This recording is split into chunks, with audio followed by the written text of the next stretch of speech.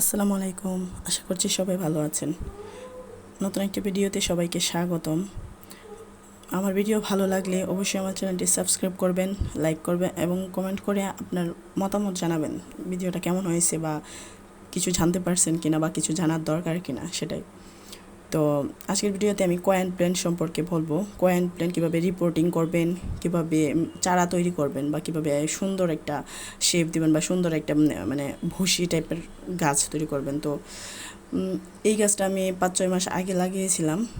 অনেক সুন্দর গ্রো করছে এবং অনেক সুন্দর হয়েছে। মানে এখানে এত গাছ ছিল না, তো একটা ডাল জাস্ট লাগিয়েছিলাম, সেখান থেকে এত সুন্দর হয়েছে। তো এই গাছটা রিপোর্টিং করার জন্য প্রথমেই আমি এই গাছটা এখান থেকে তুলে নিব। তুলে নেওয়ার জন্য আমি চেপে চেপে চেপে চেপে তুলে নিব, আর যদি জোরে টান দিই তাহলে এটা ছিঁড়ে যাবে। তো এই জন্য আমি চেপে চেপে চেপে চেপে গাছটাকে তুলে নিচ্ছি।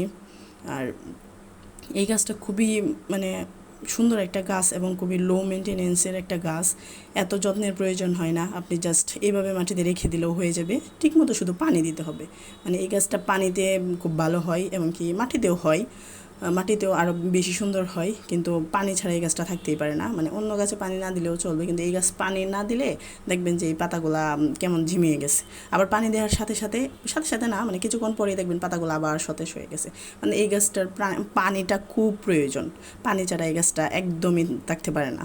তো এই তো আমি যে এক্সট্রা যে ডালপালাগুলা, তারপরে বীজ সহ যে ডালপালাগুলো হয়েছে সেগুলোকে আমি ছাড়িয়ে নিচ্ছি। আর এখানে এটাকে ছাড়িয়ে নেওয়ার পর রেখে দিলাম। আর এখানে আমি যে এই পাত্রটা নিয়ে নিলাম, এই পাত্রে আমি কোনো হোল করিনি, কারণ হোল করার দরকার নাই, কারণ কয়েন প্ল্যান্টে একটু বেশি পানি হলেও কোনো সমস্যা নাই, পানিতেও এই গাছ ভালো সার্ভাইভ করতে পারে। এখানে আমি মাটি নিয়ে নিলাম। এই মাটিটা আগে থেকে রেডি করা ছিল, তো সেই রেডি মাটিতে আমি আরও কিছুটা গোবর সার দিয়ে নিলাম। এটা গোবর সার আর নর্মাল যে গার্ডেনের মাটি সেটাতে দিয়ে দিলেই হয়, সমস্যা নাই। তো মাটিটা মিক্স করার পর আমি এই পাত্রে ঢুকিয়ে নেব। আর এখানে আমি গাছটা যে লাগাবো, আমি পুরোটা গাছ লাগাবো না, কিছুটা লাগাবো, কারণ এতটা গাছের দরকার হয় না। অল্প লাগাইলেই দেখা যায় কিছুদিন পর একদম ভরে গেছে বা অনেক বড় হয়ে গেছে। তো এই গাছটা যদি আমি পাতাসহ লাগাই তাহলে এটা ভালো হবে না, মানে পাতাসহ লাগানোটা উচিত না। এটাকে লাগাইতে হয় হচ্ছে এটার শিকড়গুলা লাগাইতে হয়। তাই আমি পাতাগুলা কেটে নিলাম, কেটে যে শিকড়টা আছে সেটা লাগিয়ে নেব। শিকড়টা আমি ভালোভাবে মাটি দিয়ে ডেকে নেব।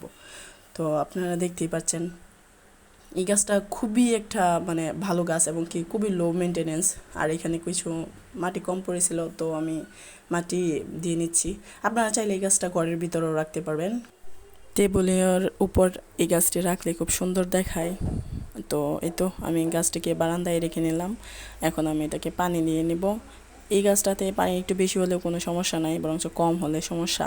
এই গাছটাতে পানি দেওয়া নিয়ে আসলে কোনো চিন্তা নেই। তো ভিডিও ভালো লাগলে অবশ্যই আমার চ্যানেলটি সাবস্ক্রাইব করবেন, লাইক করবেন এবং কমেন্ট করে আপনার মূল্যবান মতামত আমাকে জানাবেন। আপনাদের কমেন্ট পড়তে আমার খুব ভালো লাগে, তো জানাবেন। এই গাছটা থেকে যখন নতুন নতুন পাতা বের হবে বা গ্রো করবে তখন আমি আপনাদের আবারও আপডেট জানাবো। ততক্ষণ চ্যানেলের সাথেই থাকবেন। সবাই ভালো থাকবেন। আল্লাহ হাফেজ।